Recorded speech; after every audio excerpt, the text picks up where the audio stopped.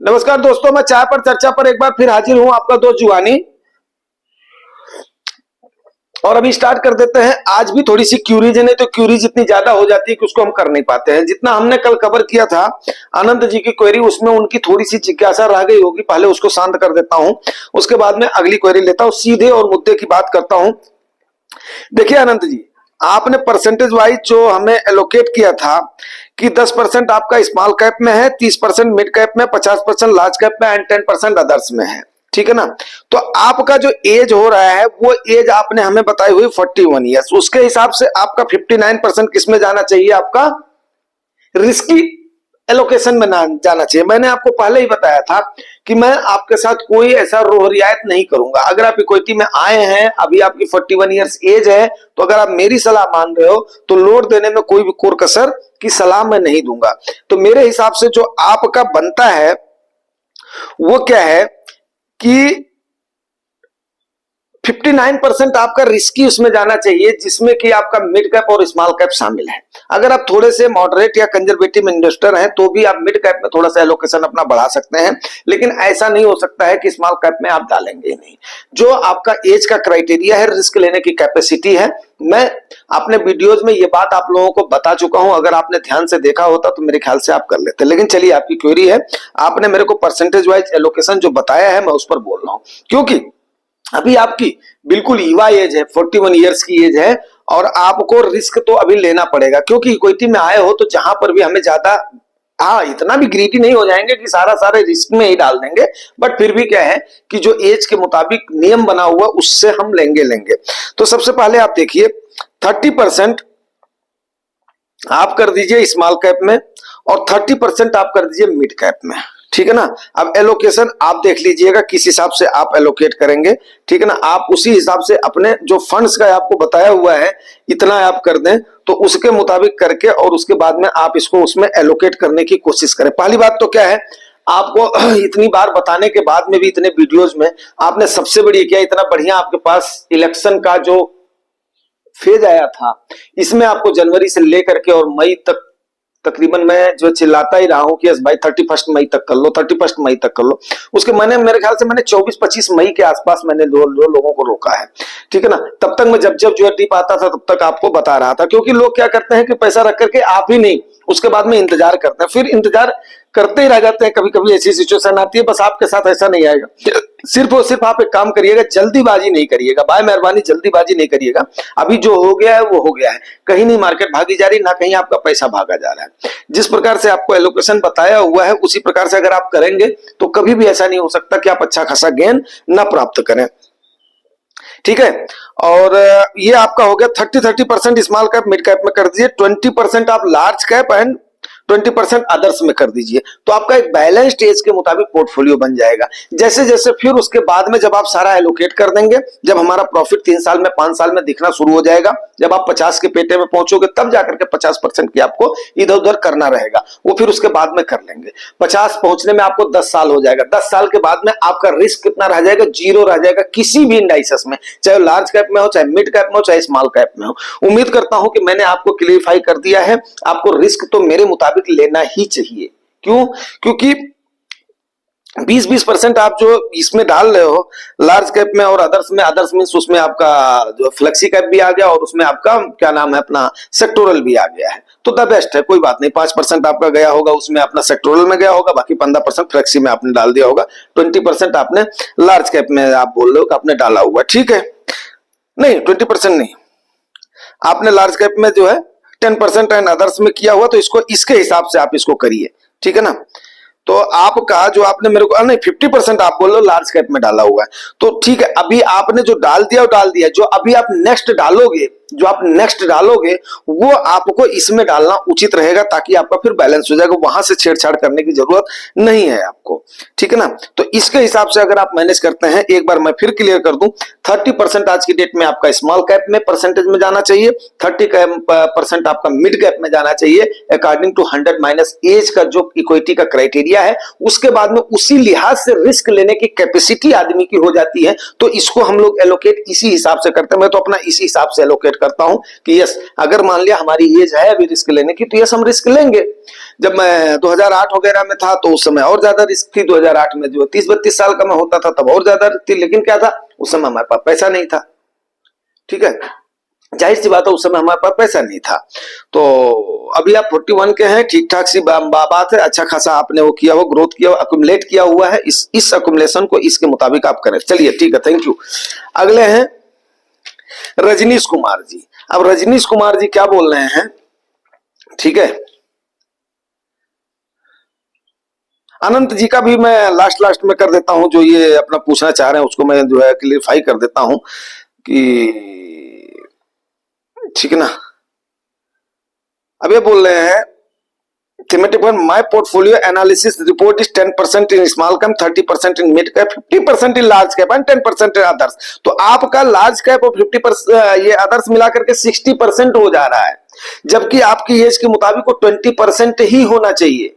बाकी आपका 60% किस में जाना चाहिए, 60% तो आपका मिड कैप और लार्ज कैप में जाना चाहिए, 40% आपका होना चाहिए, सॉरी 40% ही आपका अदर्स और ये मिला करके होना चाहिए। लेकिन आपने क्या कर दिया है, 50-10-60% कर दिया है। तो 41 ईयर्स की एज में इतना ज्यादा इक्विटी में आकर के फिर परेशान नहीं होना, क्योंकि फिर लार्ज में जो 10 साल के बाद में जब रिस्क आपका 0 हो जाएगा तब आपको थोड़ा सा अफसोस होगा, यस यार अगर मैंने किया होता तो ये थोड़ा सा मेरा ये हो जाता। हाँ, अगर 60 टर्म का गोल है तब आप लार्ज कैप की तरफ भाग रहे हैं तो ठीक है, फिर तो जो ओके। अगर 60 टाइम का गोल नहीं है, अगर आप इसको लॉन्ग टेन्योर का गोल है, 10 साल से ज्यादा आप इसको टाइम देना चाह रहे हो, then why you are not going in the mid cap and small cap.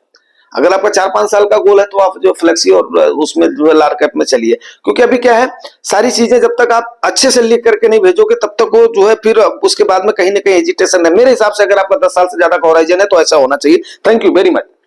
अभी आगे रजनीश कुमार जी, रजनीश कुमार जी को 6 लाख का लमसम करना है। सबसे बड़ी विडंबना यही है कि मैं 4 महीने से भौंकता रहा, भाई मेरे मार्केट टाइम करेक्शन दे रही है, मार्केट आपका जैसे ही प्राइस करेक्शन के मोड में आती है उसके बाद में करो। फिर आप 6 लाख रुपया लेकर के क्यों बैठे हो यार, ये बताओ।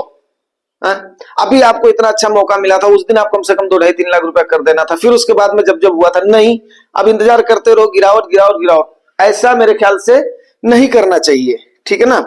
चलिए ठीक है, अभी जो हो गया, आपको भी अभी जो कर देते हैं, सजेस्ट कर देते हैं। बाकी आपने बिल्कुल द बेस्ट, रजनीश जी आपने द बेस्ट एज के मुताबिक किया हुआ। एज इनकी 34 ईयर, काफी जागरूक ये इन्वेस्टर हैं। क्वांट स्मॉल कैप में इनका 4000 जा रहा है, कोटक स्मॉल कैप में 4000 जा रहा है, और निपॉन स्मॉल कैप में इनका 3000 जा रहा है। टोटल इनका जा रहा है 10,000 रुपया, किस में जा रहा है, इनका स्मॉल कैप में जा रहा है। नेपाल ग्रोथ फंड जो कि मिड कैप का फंड है, इसमें इनका 4000 रुपया जा रहा है, और पराग पारिक में इनका 5000 जा रहा है। 34 ईयर्स इनकी एज है, तो मतलब 66% इनका इक्विटी में जाना चाहिए, ठीक है ना।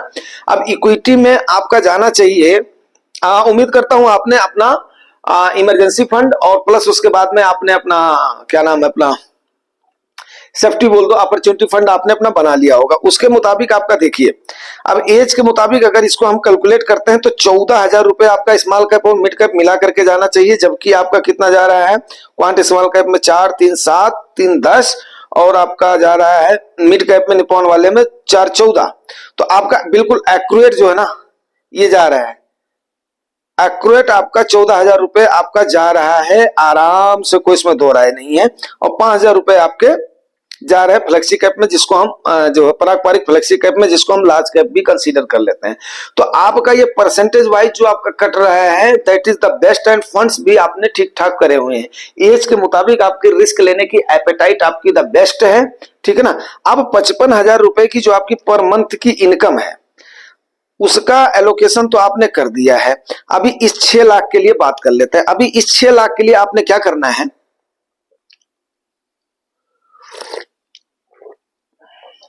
ठीक है।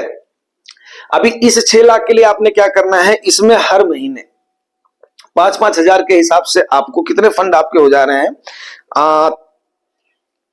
3 और 2, 5 फंड आपके हो जा रहे हैं। द बेस्ट है जो फंड का भी जो सिलेक्शन और चॉइस, ये भी बहुत सही है, ठीक है ना। क्योंकि अभी आपकी एज है, बढ़िया रिस्क लेना, बढ़िया रिस्क मीन्स बढ़िया मतलब गेन लेने के लिए कोशिश करना, कोई इसमें बुराई नहीं। 10 साल में कभी भी देखिएगा बिल्कुल आपका मिनिमाइज हो जाता है, रिस्क आपका बिल्कुल, इक्विटी का रिस्क एकदम से जीरो हो जाता है, आपका कॉर्पस तो कहीं पर भी डाउन होने का सवाल ही नहीं होता है, ठीक है ना।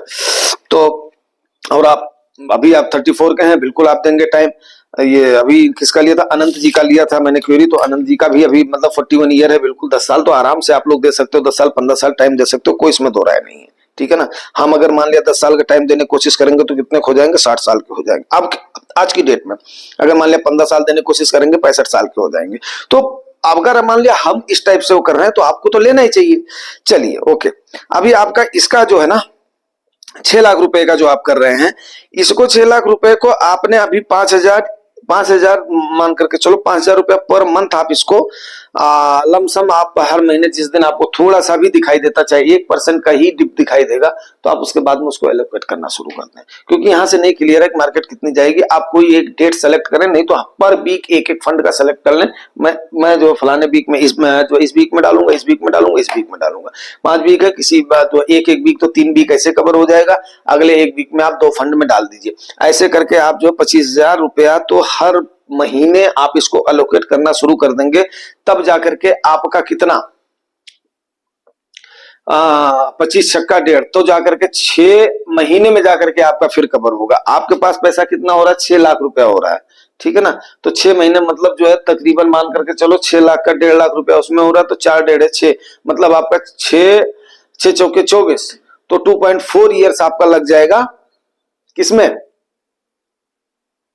6 दूनी 12 और 12 12 24, तो तकरीबन आपका जो 2 साल तो ऐसे लग जाएगा एलोकेट करने में। लेकिन इस बीच में ऐसा नहीं है कि मार्केट आपको, मैं इसलिए सजेस्ट कर रहा हूं कि ताकि आप इसको एलोकेट करने में पीछे ना रहें।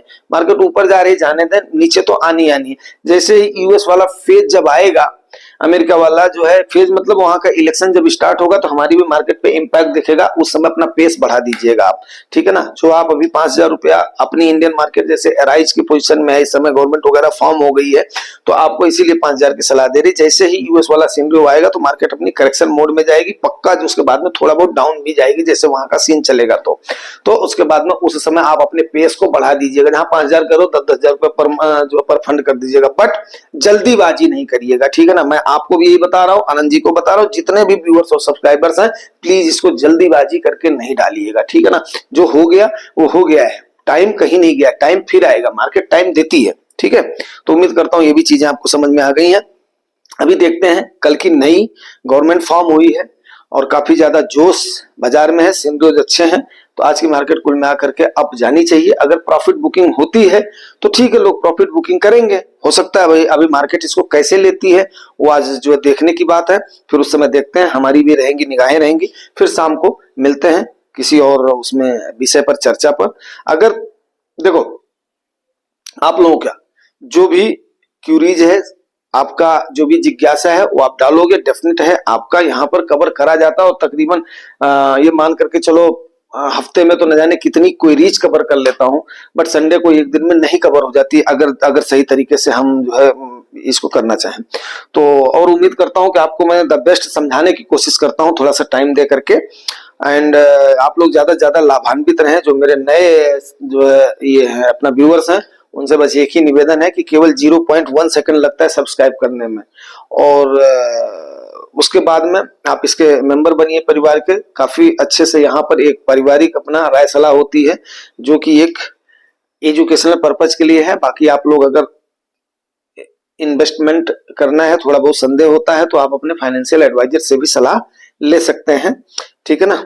और ये जागरूक करने का एक मंच है और आप लोगों को जागरूक करा जाता है यहाँ पे। उसके बाद में जो नए हमारे व्यूअर्स हैं उनके लिए कर दिया, जो हमारे नए अभी सब्सक्राइबर्स आए हैं उनका तहे दिल से स्वागत है परिवार में। बाकी आप लोग लाइक वगैरह कमेंट वगैरह तो दुनिया भर के कर ही रहे हैं, तो बहुत बहुत धन्यवाद, ठीक है ना। मिलते हैं शाम को अगले सेशन में, थैंक यू।